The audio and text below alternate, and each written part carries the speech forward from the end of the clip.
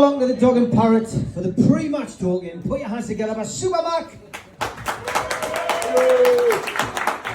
I've got a short mic cable today, Mal, so you'll have to step up here. That's it, what mind a step. Okay, we'll look ahead to today's game shortly, but international break, Malcolm. Is it a good time to have an international break for Newcastle, or was it a bad time? Personally, I think it was a bad time.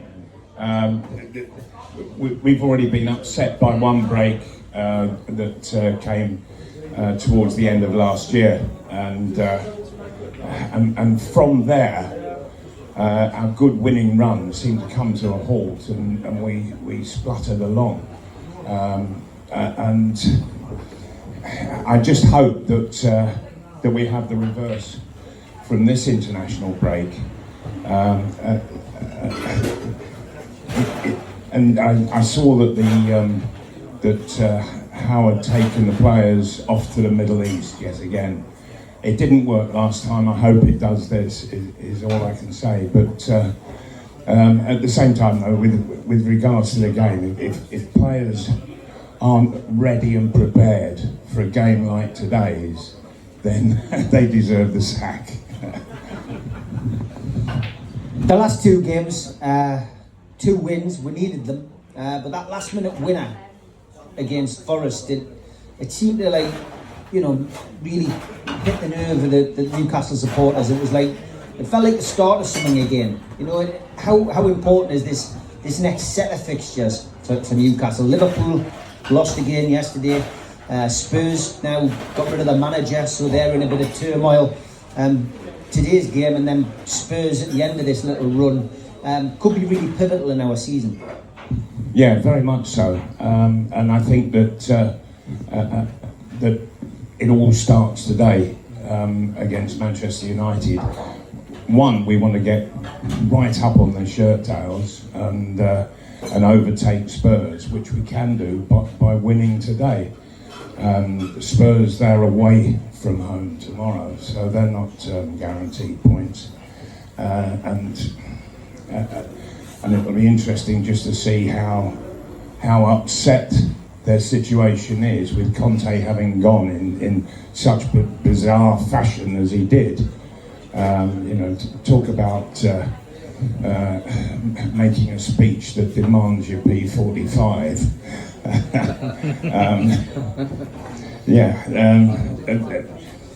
But with regards to Newcastle,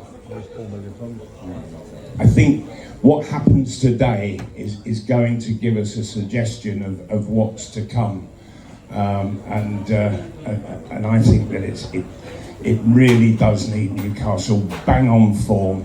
Apart from anything else, we want to kick them up the arse, don't we? For what happened at Wembley. Revenge. And yes, and just talking with people about the Wembley final, I think a lot of people have forgotten the first 20-25 minutes. Newcastle were all over Manchester United, absolutely all over them, and we need to recreate that today.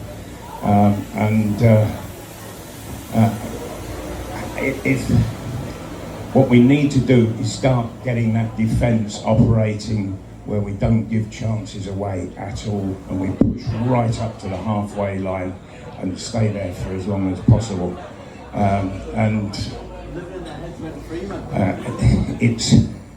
It's always, what can they do up front? I still would dearly love to see Newcastle go out and hammer a side. It might not happen today, probably won't, but everything other than, I think, Leicester at home, it's been a 1-goal victory. Brentford. Yes, thank you. There was another one as well. Yeah, but that's not enough. Just a couple of games at home. It needs a bit more than that, and I would like to see Newcastle, and it would do their confidence the world of good if they could go out and give somebody a bit of a tanking 3-4-0. It's always so tight. what you find is that if you look back over the season, the defence who have been brilliant, they haven't had that chance just to relax in a game. It's always high tension for them, because when a side is a goal down, they're really boosted to get back. They know they're right in touch, and that one goal, they're back in the game. You get 2-0 up or 2 goals ahead, and that's a killer. That really is the killer, and we're not scoring that second goal to give us a 2-0 lead, and we vitally need that, because at 1-0, a side really seriously has that belief they can get back into it. But when it's 2 goals, that's a mountain to climb.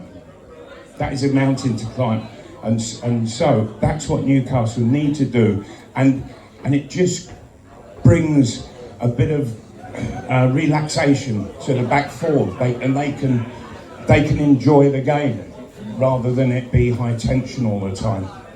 So yeah, it'd be lovely, wouldn't it, to go and kick some ass this afternoon and get our own back for Wembley. Joe Linton served his 2-match suspension now. He's got to come back in. What else do you think Eddie Howe's going to do today? This is as I said, a big game. It's going to be a little unfortunate maybe on the likes of Jacob Murphy, who hasn't let us down since he came in, but is there any changes you would make? What would you like to see? And ASM this morning, interesting, the club have put out a quote from him about how he's been working hard with Alexander Isak this week, and he's told him where he wants him to play the ball, and you know, it's on the official club Twitter feed that today, so you're thinking maybe Isak's going to play today, but what's your views and what would you like to see? Yeah, I think Isak will start. It's such a shame about Wilson. He's a wonderful finisher, but it seems that this hamstring of his, it's dictating his situation too much, and our hamstrings are they're a nightmare to deal with. And so I think Isak will start, but I've got a feeling that Murphy will hold his place.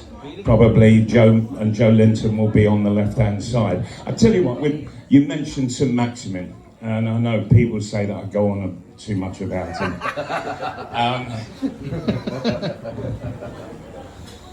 If I read Eddie Howe, I would have got a recording of England's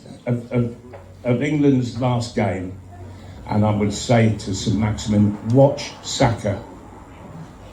He's not anywhere near as totally skillful as you, but he gets crosses in. He gives defenders a nightmare. He comes across the penalty area and gets shots in, and he actually scores. You know, St Maximin, last goal, Wolves, I think it was, last August. You know, so for all the ball that he has, all the possession that he has, and he has the ball for more than any single player on the pitch. What does he actually do with it? You know, I want to go and kick him up the backside, and you know, I was somewhat of the temperament of Alan Shearer with situations like that. Alan Shearer, it is known that if somebody didn't cross the ball in the dressing room, he'd clock them one. Allegedly. Yeah. I once hung a player on a coat hook. Yeah, seriously. I was going to punch his lights out, and he was left dangling. it was at Molyneux. But I don't think player reaction happens these days like it used to. And we really used to speak our minds, and if we didn't like what somebody was up to, by heavens, they got told. But these days, of course, which language do you tell them in? Okay, Newcastle play Manchester United today. It was a draw at Old Trafford. Again, the only team that will have done the double over Newcastle this year will be Liverpool. Nobody else can do it. So it is a revenge mission. Eddie Howe will tell you it's not. He said that in the press conference. It is a revenge mission for us. What do you expect to see today? What's your prediction? Well, what I'm expecting to see today is the fact that most of the players have had a rest. They've had a good trip abroad, and they should be absolutely full of life and wanting to get stuck into Manchester United. And people can say, "Oh no, we're not after revenge." Yes, we are. We want to kick their ass and get 3 points off them. That would be 4 over the season, and we want to get right on their coattails. We want to get above Spurs. We want to be in that top 4, and why not be ambitious? Because for heaven's sake, there was no way that we could have had ambition beyond a fantasy dream under Ashley. But now it's reality. We can get into Europe and even the Champions League. And with the run of games that there is, dear me, what a way to start.